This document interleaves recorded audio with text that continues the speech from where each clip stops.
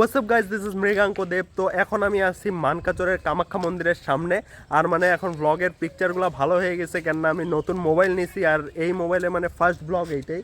তো কামাখ্যা মন্দিরটা উপরে আছে, আস্তে আস্তে আমরা উপরে যাব। এখানে আমি আসছি লোহিতের সঙ্গে, লোহিত আমার এখানের বন্ধু, ছোটোবেলার বন্ধু। আর হলো এই দেখো কামাখ্যা মন্দিরের এটা গেট, আর উপরে একদম পাহাড়ের উপরে আছে কামাখ্যা মন্দিরটা। তো এটা মানে গেটের মধ্যে দেখো লেখা কত আছে, 1955। তো 1955 হয়তো কামাখ্যা মন্দিরটা তৈরি হয়েছিল, বহুত পুরানা আর কি। কিন্তু আমি জানা মতে কিন্তু 1865-এর কামাখ্যা মন্দিরটা, আই থিঙ্ক। এইখানে যেটা এই যে এই মন্দিরটা, এখানের উপরে কিন্তু আবার লেখা 1994 বলে লেখা। তো দেখতে থাকো, ব্লগটা বহুত ভালো লাগবে। আর এটা হলো সামনের সিঁড়িটা, এটা দিয়ে আমরা উঠতেছি এখন। আর মানে এই নতুন মোবাইলটার এটাই হলো ফার্স্ট ব্লগ। তো দেখতে থাকো।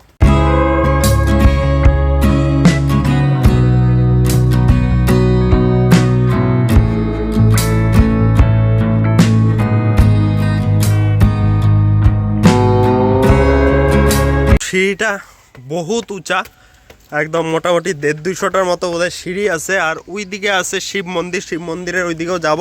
কিন্তু প্রথমে আমরা ঘুরে নিই আগে কামাখ্যা মন্দিরটা। তো কামাখ্যা মন্দিরটা আগে ঘুরে নিই। দেখো উপরে 2টা সিংহ আছে, দাঁড়া হয়ে আছে। তো কামাখ্যা মন্দিরটা ঘুরে নেই, তারপরে দেখতেছি। তো এটা হলো কামাখ্যা মন্দিরটার সামনে এখন আমি আসছি। আর মানে এখন মানে পূজা দিতে পারবো না, কেননা আমি খাওয়া দাওয়া করে টুরে আসছি আর কি, তোর জন্য পূজা টুজা দিব না। আর এই গেটটা দিয়ে জাস্ট আসলাম। আর এটাই দেখো মানকাচরের কামাখ্যা মন্দির। আর এই মানকাচরের কামাখ্যা মন্দিরটা কিন্তু 51তম শক্তিপীঠ। মানে ইন্ডিয়াতে কয়টা শক্তিপীঠ আছে, তো টোটাল 51টা। আর এটা হইলো 51তম শক্তিপীঠ মানকাচরের কামাখ্যা মন্দির। এরকম গুয়াহাটিতেও কামাখ্যা মন্দির আছে, মানে আসামের সব থেকে ফেমাস কামাখ্যা মন্দির কি গুয়াহাটি। আর ওরকমই এইটা হলো 51তম শক্তিপীঠ। কিন্তু এটা মানকাচর। আর জায়গাটা কি, মানকাচর হইলো এটা মেঘালয়তে পড়ে, তাই না? তো মানকাচর হইলো এই জায়গাটা হইলো কিন্তু মেঘালয়, আসাম না। তো এইখানে মানে সবাই আসে আর কি মানকাচরের আশেপাশে। আর মানে বাইরের থেকেও এখানে লোকটোক আসে, জায়গাটাতে পূজা টুজা দেয়, বহুত ভালো। আর এই দেখো এই সিঁড়িটা দিয়ে আমরা আসছিলাম, দেখো কত নিচে। ওই নিচের রাস্তাটা যেটা দেখতেছো, এই যে এই রাস্তাটা দিয়ে আমরা আসছি। আর এই যে এখানে যেটা পুকুরটা আছে, এই পুকুরটা কিন্তু একদম মানে বহুত মাছ টাছ এখানে আছে। আর এখানের মাছ টাছগুলোকে মানে মানুষ মারে না, এখানের মাছ টাছগুলো এখানেই থাকে, মন্দিরের মাছ, কেউ মারে টারে না। খাওয়ায় টাওয়ায় মুড়ি টুড়ি খাইতে রেতে দেয়, কিন্তু মারে টারে না। আর এখানে দেখো এই গাছটা কত বড়, এটা মানে বহুত পুরানা গাছ। এই গাছটা দেখো কত বড়, বহুত পুরানা গাছ। আমরা যখন মানে ছোট ছিলাম তখনই মানে এই গাছটা এরকমই বড় ছিল। আর এখনও মানে গাছটা আছে। আর এইদিকে পুরা এরিয়াগুলো দেখো, পুরা একদম পাহাড়ের উপরে চারোদিকে। আর সামনে এটা হলো শিব মন্দির, এটা শিব মন্দির। তো শিব মন্দিরের ওইদিকে যাইতেছি। আর ওখানে একটা বিএসএফ ক্যাম্পও আছে, কেননা এই সামনেই একটা বিএসএফ ক্যাম্প আছে, কেননা তোমার মানকাচর হইতেছে ইন্ডিয়া বাংলাদেশ বর্ডার, তার জন্য বিএসএফ আছে এখানে। সামনে বিএসএফ ক্যাম্প আছে। আর এইদিকে আরও দেখাইতেছি কাজুর ফ্যাক্টরি আছে, ওগুলোও দেখা যাবে, কাজুর ফ্যাক্টরিও দেখাবো। আর কামাখ্যা মন্দিরটা তো দেখলা, এখন দেখতে থাকো, সব কিছু দেখাইতেছি। তো এখানে আছে হলো বিএসএফ ক্যাম্পটা, এই নিচে পাহাড়ের নিচে। আর পাহাড়ের নিচে কিন্তু একটা মানে দুর্গা মন্দিরও আছে, তো ওখানেও যাব। তার আগে কাজু ফ্যাক্টরি দেখাই, আর বিএসএফ ক্যাম্পগুলো দেখায় নেই। তো এই দেখো কাজু ফ্যাক্টরি কোনটা, এই যে চুঙ্গার মতো আছে না, এই যে উঁচা, এইটাই হলো কাজু ফ্যাক্টরি। তো মানকাচরে এরকম মানে কাজু ফ্যাক্টরি, এই যে এই দিক থেকে ভালোভাবে দেখাইতেছি, এই যে যেটা চিমনিটা আছে, এটা হলো কাজু ফ্যাক্টরির চিমনি। তো মানকাচরে মানে এরকম কাজু ফ্যাক্টরি বহুত আছে। আর মানে মানকাচর হলো সুপারির ফ্যাক্টরি আর কাজু ফ্যাক্টরির জন্য বিখ্যাত। আর এটা হলো মানকাচর টাউনটা, একদম পাহাড়ের উপর থেকে কীরকম লাগে দেখো। আর এই যে এগুলা হলো বিএসএফ ক্যাম্পের এরিয়া। এখানে যত দেখতেছো এই যে একটা মানে ট্রাক দাঁড়া হয়ে আছে, ট্যাঙ্কার, এটা ওয়াটার ট্যাঙ্কার হবে ওদের। আর এখানে যে বিএসএফরা খেলতেছে, ফুটবল খেলতেছে। তো এগুলা মানে সব বিএসএফ ক্যাম্পের এরিয়া। আর এখান থেকে বিএসএফরা কি করে, জায়গা হলো বর্ডারে যায় ডিউটি করে। আর এখানে মানে রেস্ট টেস্ট করে, ক্যাম্প যেটা ক্যাম্পে যা হয় সব কিছুই আছে এখানে। আর মানে বহুত পুরানা ক্যাম্প আর কি, ইন্ডিয়া বাংলাদেশ বর্ডার যত পুরানা অত পুরানা এই ক্যাম্পটাও আর কি। আর তারপরে এইদিকে আরও মানে সব পাহাড়িয়া এলাকা, কেন না মেঘালয় এটা, তো পাহাড় থাকবেই। আর হইলো এখন আমরা মানে নিচে নেমে দেখাবো যে দুর্গা মন্দিরটা কীরকম। তো এখন মানে দুর্গা মন্দিরটার ওখানে যাওয়ার জন্য নিচে নামতেছি। দেখো এই যে লোহিত নামতেছে, একদম মানে নোংরা সিঁড়ি, পুরা মানে এই দিক দিয়ে মানে অত মানুষ আসা যাওয়া করে না, যখন মানে কোনো পূজা টুজা হয় তখনই মানুষ আসা যাওয়া করে। আর এখানে মানে একদম খালি খালি থাকে, তার জন্য মানে নোংরা হয়ে গেছে। আর মানে এই যে দুর্গা মন্দিরটা আমি এখনই দেখাই, দেখতে থাকো। এখনই দেখাই কই গেল মন্দির কই, এই যে এটা হইতেছে দুর্গা মন্দিরটা, এই তো এটা হইতেছে দুর্গা মন্দিরটা।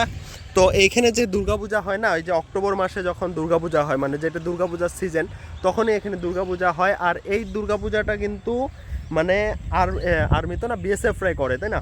তো এখানে যেটা দুর্গাপূজা হয় এটা বিএসএফরাই করে। আর এটা মানে বিএসএফ ক্যাম্পের দুর্গা মন্দির বলে বলে এখানে, মানে কাউকে যদি জিজ্ঞাসা করো বিএসএফ ক্যাম্পের দুর্গা মন্দিরে নিয়ে যাওয়ার কথা, এখানে নিয়ে আসবে। তো এখন তো বোধহয় ঠাকুর বিসর্জন হয়ে গেছে, কেননা দশমীতে এই ঠাকুরটাও বিসর্জন হয়। তো এখানে মানে ঠাকুর নাই ভিতরে, কিন্তু এটা হলো মন্দিরটা খুবই সুন্দর এরিয়া। আর এই যে উপরের শিব মন্দিরটা, এখান থেকে কিন্তু নামলাম এই উপরটার থেকে, এই সিঁড়িটা দিয়ে নেমে আসছি। তো তোমরাও যদি মানকাচরে আসো তো এগুলা দেখবা, ঘুরবা টুরবা। আর এখন দেখাইতে নিয়ে যেতেছি সিধা হেলিপ্যাড, সামনে একটা হেলিপ্যাড আছে। মানে আমারও যদি টাকা টোকা হয় কোনো দিন বহুত, তাহলে আমি হেলিকপ্টার নিয়ে যদি আমি মানকাচরে আসি, তাহলে এই হেলিপ্যাডেই আমি নামবো, কেননা অন্য জায়গায় তো নামা যাবে না, হেলিকপ্টার ডাইবে ডুবে যেতে পারে। তো সামনে হেলিপ্যাড আছে, দেখাইতেছি।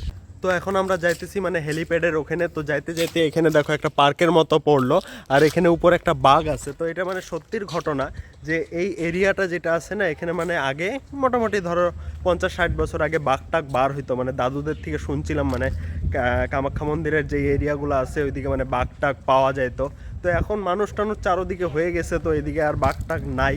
কিন্তু এগুলো মানে স্ট্যাচু তাও বানায় রাখছে, যে এখানে জিনিসগুলো ছিল তার মানে একটা মানে স্মৃতি হিসাবে বানায় রাখছে। তো এগুলো মানে পরিবেশগুলো একটু ঠিকভাবে রাখলে হয়তো এখনও থাকতো আর কি বাঘ টাক। তো এখন তো বাঘ টাক নাই। আর এই যে হেলিপ্যাডের এরিয়াগুলোতে এসে পড়ছি, আর এখানে একটা বোধহয় সিআরপিএফ ক্যাম্প আছে। যাই হোক, দেখতে থাকো, হেলিপ্যাডে যাবো, হেলিপ্যাডে যায় দেখাবো। তো ফাইনালি আমি এসে পড়লাম এই যে হেলিপ্যাডের জায়গাটাতে। দেখো কত বড় একটা হেলিপ্যাড আছে, আর এখানে আরও একটা হেলিপ্যাড আছে। তো একদম পাহাড়ের উপরে জায়গাটা, এই চারোদিকটা দেখো একদম মানে এই যে ওখানে গাছগুলোর পিছনে মনে হয় না যে একদম শেষ হয়ে গেছে জায়গাটা, ওইদিকে আসলে খাই আছে, মানে একদম গর্ত আছে। তো এটা পাহাড়ের একদম টপ। আর এইদিকে পুরা এরিয়াটা দেখো, দুইটা হেলিপ্যাড এখানে আছে। তো এখানে যদি আমি হেলিকপ্টার কিনি, ঠিক এই হেলিপ্যাডটার মধ্যে আমার হেলিকপ্টারটাকে বসাবো। আর এইদিকে একটা সিআরপিএফ ক্যাম্প না, এসএসবি ক্যাম্প, এটা সিআরপিএফ ক্যাম্প আছে। তো জায়গাটাও একদম প্রোটেক্টেড এরিয়া, বহুতই ভালো। আর এইদিকে আগে তো বললাম বাঘ পাওয়া যায়, তো এখন দেখো ছাগল পাওয়া যায়। এই যে ছোট ছোট ছাগল, ওই দেখো ছোট ছোট ছাগল আছে। এখন বাঘ পাওয়া যায় না, তো ছাগলে আছে। আর হলো এই পিছনে আরও একটা পাহাড় বোঝা যায় কি না, এই যে হালকা হালকা বোঝা যাইতেছে। তো এই পাহাড়টা বহুত দূরে, আই থিঙ্ক এটা তুরার ওইদিকে হবে না পাহাড়টা। তো তুরা তো জানোই মেঘালয়ের একদম ফেমাস জায়গা, দুইটা জায়গায় ফেমাস, শিলং তুরা, ও আরেকটা আছে চেরাপুঞ্জি। তো এরকম জায়গাতে আসছি, বহুত ভালো। আর এই দেখো পুরা মানে হেলিপ্যাডের উপরে আছি, এখন আমি হেলিপ্যাডের উপরেই আছি। যখন আমার হেলিকপ্টার হবে, আমার হেলিকপ্টারটা হেলিপ্যাডের উপরে থাকবে, এখন আপাতত আমি আছি। আর এটাই হলো চারোদিকের এরিয়াটা, দেখো কত সুন্দর লাগতেছে। তো যদি ভ্লগটা ভালো লাগে তাহলে সাবস্ক্রাইব করো চ্যানেলটাকে। আর প্রত্যেক মঙ্গলবার রাত্রি 8টায় ভ্লগ আসে, জানোই। আজকেও মঙ্গলবার, আর আজকেই আমি ভ্লগটা বানাইতেছি। এডিট করে আপলোড করতে পারবো কি না জানি না, হয়তো 8টা 10টা হবে, কিন্তু আজকে আমার আপলোড করতেই লাগবে। তো this is Mayank Dev, thanks for watching, have a nice day, and I am from Kokrajhar, Assam. আর সাবস্ক্রাইব করো, একদম শেয়ার করে দাও। আর এই যে লোহিত আর আমি এখন ঘরে যাবো। লোহিত যাওয়ার সময় কিছু খাবি নাকি? ভাত টাত খায় তো আসছি না। তো বিকালে আবার বার হবো ওগুলার ব্লগ আসবে কিনা জানি না। আর মানকাচরে মেন মানে মানকাচরে আমার বাড়ি। তো বহুত পুরানা বাড়ি, একদম মোটামুটি 1960 সনের বাড়ি ওইটা। তো ওগুলারও একটা ব্লগ আসবে। তারপরে আর একটা ব্লগ আসবে হলো এই স্মার্ট মিটার হয়ে গেছে চারোদিকে। তো স্মার্ট মিটারে কীভাবে রিচার্জ করবা, সরকার কেন স্মার্ট মিটার দিল আর কি, মানে হয়তো অনেকে ভাবে যে লুটতেছে আমাদের থেকে। তো এই জিনিসগুলো আমি একটা এক্সপ্লেন করা একটা মানে ইনফরমেটিভ ব্লগ বানাবো। তো সাবস্ক্রাইব করে দিও চ্যানেলটাকে। Bye bye.